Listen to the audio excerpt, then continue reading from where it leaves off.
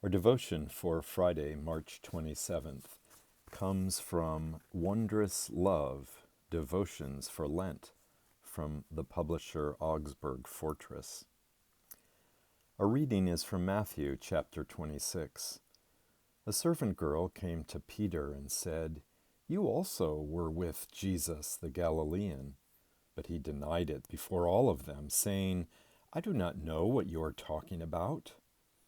Another servant girl saw him, and she said to the bystanders, "This man was with Jesus of Nazareth."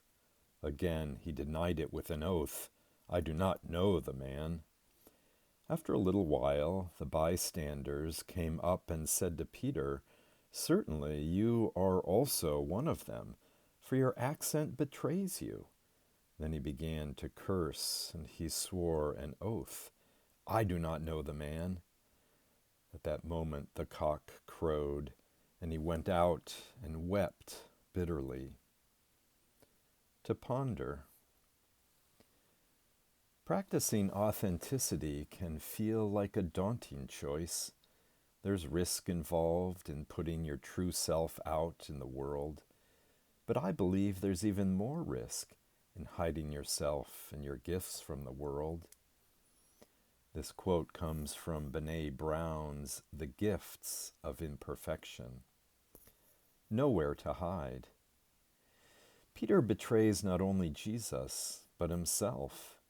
He allows his fear and shame to override the truth that he is a follower and friend of Jesus.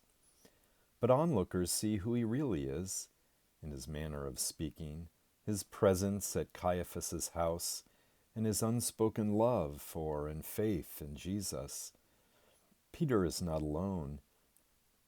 We often sacrifice our identity as beloved children of God by words and actions that deny the depths of our faith, our trust in prayer, our hope in God's salvation. The disconnect between our inward faith and our outward lives distracts from our witness and denies our God-given gifts.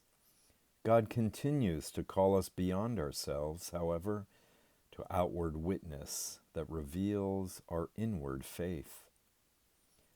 After the resurrection, Christ empowers Peter to preach and teach for the sake of the world. Peter goes on to confess his fear and faith as he witnesses to what he has seen. Let us pray. Giver of faith, forgive us when fear and shame prevent us from proclaiming your love. Help us to share our inward faith through our words and acts of service. Amen.